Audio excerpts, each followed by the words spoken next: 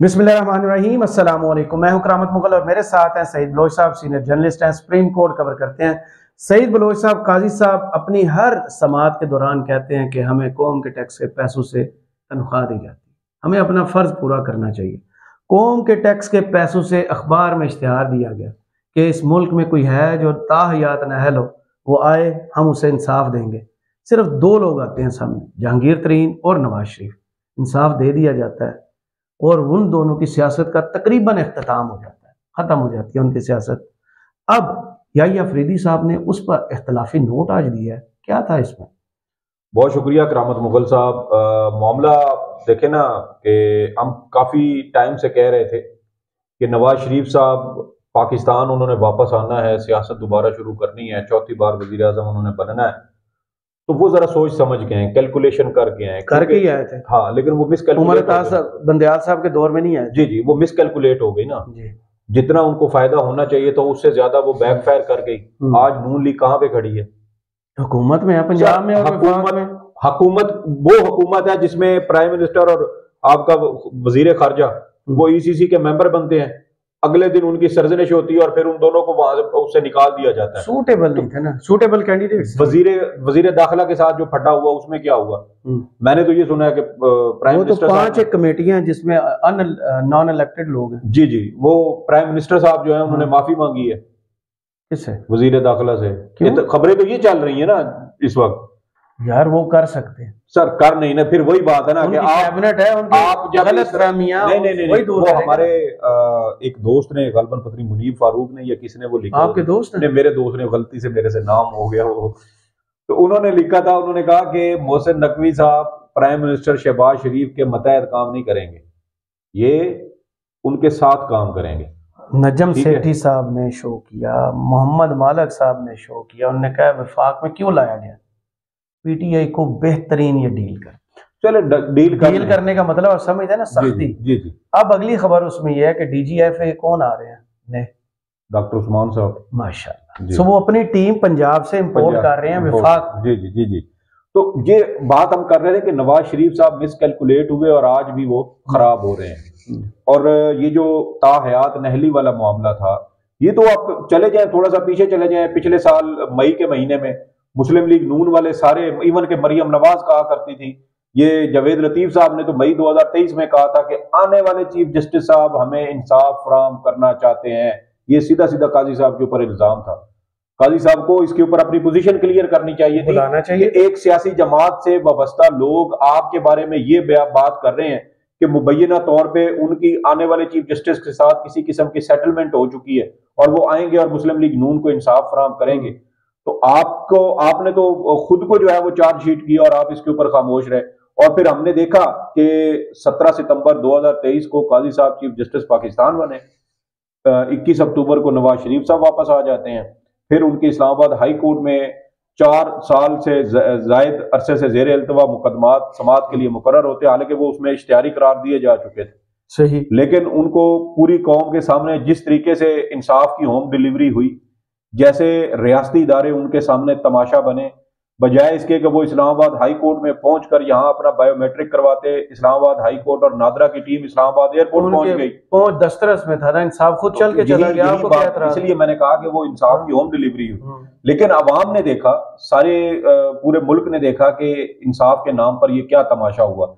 Corruption के 3 संगीन इल्जामात, चले फर्ज कर लेते हैं कि नवाज शरीफ साहब इसमें बेगुनाह भी थे, तो जिस तरीके से केस चलाया गया, जिस तरीके से नैब प्रोसिक्यूटर्स ने अपने ही जो मुकदमात थे वो उससे बैकफुट पे चले गए, नवाज शरीफ साहब की जो जमानत की दरखास्तें या बरीयत की दरखास्तें थी उनकी कहीं किसी तरह से दुरुस्त तरीके से उसकी जो है उसका दिफा नहीं किया गया, उसके अपनी दरखास्तों के हक, अपने जो इनके फैसले हुए थे नैब कोर्ट के, उसके हक में ये दलाइल नहीं दे सके। तो ये वो सारी चीजें हैं जिससे हमें एक पूरा पैटर्न बनता हुआ नजर आता है। और 3 संगीन 3 मुकदमात में आप 47 रोज के अंदर अंदर बरी हो जाते हैं, फिर सिर्फ बरी नहीं होते, फिर पीटीआई के साथ जो कुछ हुआ, बरी नहीं, सजाएं खत्म, ठीक है जी, सजाएं खत्म हुई। और उसके बाद आप देखें कि ये जो ताहयात नहली वाला फिर मामला आ जाता है। अच्छा, अब ताहयात नहली वाले मामले में भी वो बड़ा अजीबो गरीब उस केस की समाअत हुई। काजी साहब कहते थे हर सूरत इस केस को 10 जनवरी 2024 से पहले पहले खत्म करना है। सबको पता चल गया था। क्यों? क्योंकि 12 जनवरी को आपके इलेक्शन कमीशन ऑफ पाकिस्तान ने जो लिस्टें लगानी, उम्मीदवारों की नजरसानी शुदा लिस्टें लगानी थी, और अगर उसमें नवाज शरीफ साहब का नाम ना आता तो इसका मतलब यह है कि वो इलेक्शन नहीं लड़ सकते थे। और काजी साहब ने तो खुद कहा कि हम 10 जनवरी से पहले पहले इस केस को खत्म करना चाहते हैं। तो देखे ना, आप कहते थे कि हम किसी सियासी जमात को या किसी फरीक को फायदा नहीं देने के लिए उन्होंने कहा रहे। हाँ, ये उन्होंने कहा था। उन्होंने कहा कि फायदा देने के लिए ये केस नहीं सुन रहे, लेकिन 10 जनवरी से पहले पहले इसको जो है वो खत्म। नवाज शरीफ और जहांगीर तरीन प्लम्बर है, वो सियासतदान नहीं है। अब इसमें मैं कुछ नहीं कहता, आप ज्यादा बेहतर जानते हैं। हाँ, तो वो सियासतदान नहीं है तो कौन है? दोनों पार्टियों के हेड हैं भाई, और एक कायद मुस्लिम लीग है, दूसरे और इसमें इस केस का फैसला करने के लिए ताबीलें क्या दी हैं कि ये तौबा का दरवाजा अल्लाह ने भी जो है ना वो खुला रखा हुआ। तो सच। तो तौबा का मामला तो फिर बंदे और रब के दरमियान में था, उसमें काजी साहब कहां से आ गए ये तौबा तायब करवाते? और क्या नवाज शरीफ? नहीं, उनका नाम काजी साहब है। हाँ, तो काजी साहब ही आएंगे ना बीच में। नहीं, वैसे उनको काजी पर भी एतराज था, उन्होंने सरदार के नाम पे एतराज किया था, तो उनके अपने नाम के साथ काजी भी नहीं लगता वैसे। ठीक है ना। और दूसरी बात यह है कि देखे ना कि जो पॉइंट आपने बताए, क्या नवाज शरीफ साहब ने तौबा की? क्या नवाज शरीफ साहब ने तौबा किया ना? एक जहांगीर तरीन ने सियासत से तौबा किया ना यार। तो अच्छा, जहांगीर तरीन साहब ने सियाने थे, मेरे ख्याल में वो अच्छा कर गए, जल्दी समझ आ गई उनको, समझ आ गई थी कि आगे गंद क्या होने वाला है, वो पीछे हट गए।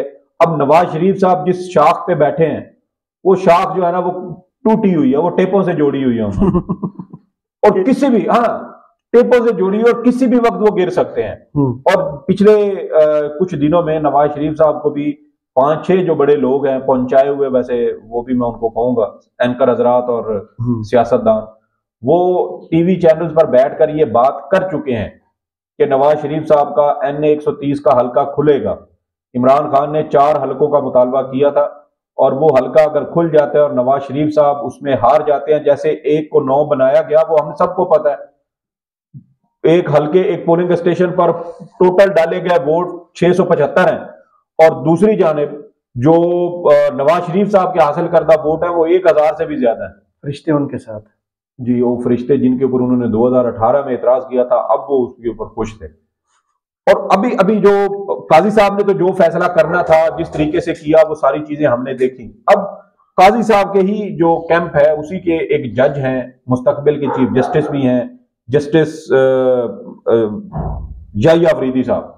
उनके कैंप के नहीं है, बड़े सियाने जज। नहीं, उन्हीं के कैंप के हैं। अच्छा। और इन्होंने 19 सफ़ात पर मुश्तमिल अपना इख्तलाफी नोट लिखा है, जो ताहयात नहली से मुतल्लिक था। जब केस की समाअत हो रही थी तो उस वक्त भी इनका माइंडसेट, इन्होंने कुछ ऑब्जर्वेशंस दी थी जिससे हमें इनके माइंडसेट का थोड़ा अंदाजा हुआ था। और उस वक्त भी जस्टिस याहिया अफरीदी ने कहा था कि सुप्रीम कोर्ट का जो फैसला है उसके अंदर नाअहली की मुद्दत का तयन नहीं किया गया, उसमें नहीं लिखा हुआ कि नाअहली की मुद्दत ताहयात होगी। अगर कोई अदालत किसी मुल्जिम को जो है वो आर्टिकल 62(1)(f) के तहत वो उसके ऊपर पूरा नहीं उतरता और उसके खिलाफ डिक्लेरेशन जारी किया जाता है, तो फिर जब तक वो डिक्लेरेशन बरकरार रहेगा तब तक नाअहली की मुद्दत बरकरार रहेगी। सही। और अगर वो अपील में वो डिक्लेरेशन खारिज हो जाता है, खत्म हो जाता है, तो फिर नाअहली भी खत्म हो जाएगी। और ये आज जो अपना 19 सफ़ात पर मुश्तमिल तहरीरी नोट है, उसमें भी जस्टिस याहिया अफरीदी ने यही बात जो है वो की, और वो कहते हैं कि समीउल्लाह बलोच में तयशुदा नाअहली की मुद्दत इलेक्शन एक्ट में तयशुदा 5 साल मुद्दत पर गालिब आती है। और ये आज सुप्रीम कोर्ट में हमने तो ये देखा है कि जो इख्तलाफी नोट लिखे जाते हैं ना, मुस्तकबिल में जाके दर हकीकत वही अक्सरियती फैसला बन जाते हैं। सही। और याहिया अफरीदी साहब ने ये जो बात लिखी है, ये इख्तलाफी नोट है उनका, और हम देखेंगे कि आइंदा 4-5 साल बाद ये चीजें उसी तरीके से हो जाएंगी। और ये बात अब देखें ना कि आपने सादा कानून साजी से अगर आप सुप्रीम कोर्ट के फैसले तब्दील करना शुरू कर देंगे, तो कल को किसी भी वफाकी हुकूमत के खिलाफ सुप्रीम कोर्ट कोई फैसला देगी, वो पार्लियामान में सादा कानून उसके हवाले से कोई मंजूर कर लेगी और फैसला सेट असाइड कर देगी, तो फिर सुप्रीम कोर्ट की औकात क्या है? वो तो फिर वो क्या कहते हैं उसको, डाकखाना बन जाएगी कि आपने टिकट लगाई, आपने उखाड़ दी, आपने लिफाफा फाड़ के फेंक दिया, तो फिर सुप्रीम कोर्ट की वो जो आईनी तहफ़्फ़ुज़ दिया गया है, जो एक आईनी इदारे का तकरीम और उसका वकार है, फिर वो कहाँ गया? तो ये बड़ा अहम नुक्ता है जो उन्होंने कहा कि सादा कानून साजी से आप सुप्रीम कोर्ट के फैसलों को कलअदम करार नहीं दे सकते। जहां से काजी साहब ने सुप्रीम कोर्ट का नया आगाज किया था वो क्या था? प्रैक्टिस एंड प्रोसीजर क्या थी वो? देखिए कानून साजी, प्रैक्टिस सादा कानून साजी थी और उसमें वही दरवाजा खुला, यही बात है। और मजे की बात क्या है? हाँ। मजे की बात यह है कि जब ये ताहयात नहली वाला मामला चल रहा था तो ये सवाल अदालत के सामने उठा था। जस्टिस मंसूर अली शाह साहब ने ये सवाल उठाया। उन्होंने कहा कि क्या हम सादा कानून साजी से आइन में तरमीम कर सकते हैं? तो काजी साहब ने उसके ऊपर जवाब दिया। उन्होंने कहा कि हम प्रैक्टिस एंड प्रोसीजर कानून में ये कर चुके हैं जी। मतलब प्रैक्टिस एंड प्रोसीजर कानून को पहले मंजूर किया गया और उस केस को इस्तेमाल किया गया कि ताहयात नहली खत्म करने वाले मामले में। तो देखे ना कि कैसे आप एक सिलसिलावार चीजों को लेके आए। आपको पता था कि हमने कौन सा काम कहां पे कैसे करना है, तो उसके लिए आपको डिजाइन तय करना था और डिजाइन का आगाज आपने किया फिर प्रैक्टिस एंड प्रोसीजर कानून से। आपने एक ऐसा कानून जो है वो, मैं अभी भी उसको समझता हूं कि प्रैक्टिस एंड प्रोसीजर कानून होना चाहिए, चीफ जस्टिस के इख्तियारात रेगुलेट होने चाहिए। लेकिन जिस मौके पर वो कानून बनाया गया, जब पंजाब और केपी इलेक्शन की हुक्म दिया सुप्रीम कोर्ट ने, तो आपने उस वक्त बदनीयती पर मबनी एक कानून पास किया जिसका मकसद उस वक्त के चीफ जस्टिस के इख्तियारात को रोकना था और उसके इख्तियारात को कम करना था। क्योंकि पंजाब और केपी वाला जो मामला था वो 2 जजेस के नोट पर उसके ऊपर अज खुद नोटिस लिया गया था। 16 फरवरी को जस्टिस इजाजुल हसन और जस्टिस मज़ाहिर नकवी साहब ने नोट लिखा था। और हैरान कुन बात यह है कि जिन 2 जजेस ने पंजाब और केपी में इलेक्शन करवाने के लिए चीफ जस्टिस को नोट लिखा था, उन दोनों जजेस को इस्तीफे देने पड़े। तो ये मामला बहुत सारे इसमें मशकूक है। हमारे पास बहुत सारी इंफॉर्मेशन ऐसी होती है जो हम शायद किसी कोर्ट ऑफ लॉ में साबित नहीं कर सकते, लेकिन बतौर साफी हमें मालूम होता है कि कौन सी चीज कहां पर किस तरह उसको जो है वो मुकम्मल किया गया या उसके ऊपर अमल दरामद किया गया या कौन सा डॉट कहां पे किसके साथ मिलता है। हो सकता है आप अदालती फोरम पर या किसी जुडिशियल फोरम पर आप उन चीजों को साबित ना कर सके, लेकिन वो चीजें होती हैं, उनके होने की सेंस हमें बनती हुई नजर आती है। और यहां पर भी इसी तरीके से ये सारी चीजें हुई हैं। और मैं तो ये समझता हूं कि काजी साहब के अपने ही जो हम ख्याल एक जज हैं, उन्होंने ही दर हकीकत एक बार फिर काजी साहब को बड़ा जोरदार झटका दिया है। इससे पहले 9 मई के वाकयात में जस्टिस जमाल मंदोखेल की सरबराही में 3 रुकनी बेंच ने जिस तरीके से 9 मई के रियासती बयानिए को झूठा करार दिया, उसको तहस नहस किया एक फैसले से, उसके बाद मैं समझता हूं कि ये काजी साहब के लिए एक और सेटबैक है कि उनके ही हम ख्याल जजेस अब खुलकर उनसे इख्तलाफ कर रहे हैं। और जस्टिस मंसूर अली शाह, मेजर ताहिर सादिक के जो कागजात नामजदगी वाला केस था, उसमें उन्होंने जिस तरीके से काजी साहब के बल्ले का इंतखाबी निशान छीनने के फैसले की दबे अल्फाज में एक तरह से उन्होंने मजम्मत की और उन्होंने कहा कि मैं काजी साहब के इस तरह के मुतनाज़ा फैसलों का बोझ नहीं उठाऊंगा। वो मुस्तकबिल के चीफ जस्टिस हैं, अगला चीफ जस्टिस उन्होंने बनना है, 3 साल से ज्यादा मुद्दत के लिए वो चीफ जस्टिस रहेंगे। जस्टिस याहिया अफरीदी भी चीफ जस्टिस पाकिस्तान बनेंगे। हर वो जज जो मुस्तकबिल का चीफ जस्टिस है वो काजी साहब के हर उस मुतनाज़ा फैसले से दूर भाग रहा है जिसका वो समझते हैं कि इसके कंसिक्वेंसेस वो बतौर चीफ जस्टिस पाकिस्तान उनको ना उठाने पड़ जाए। जस्टिस मंसूर अली शाह हों, जस्टिस मुनीब अख्तर हों, जस्टिस याहिया अफरीदी हों, ये सारे लोग काजी साहब के इन मुतनाज़ा फैसलों से ये दूर हटे हैं। और आज जो इख्तलाफी नोट याहिया अफरीदी साहब ने लिखा है, ये भी दर हकीकत काजी साहब को एक तरह से आईना दिखाते हुए उन्होंने कहा कि I am not with your judgements. सही, बहुत शुक्रिया सईद बलोच साहब, आपके तजिया का कमेंट्स पर जरूर बताइएगा। वीडियो आपको कैसी लगी, इजाजत दीजिए, अल्लाह हाफिज़।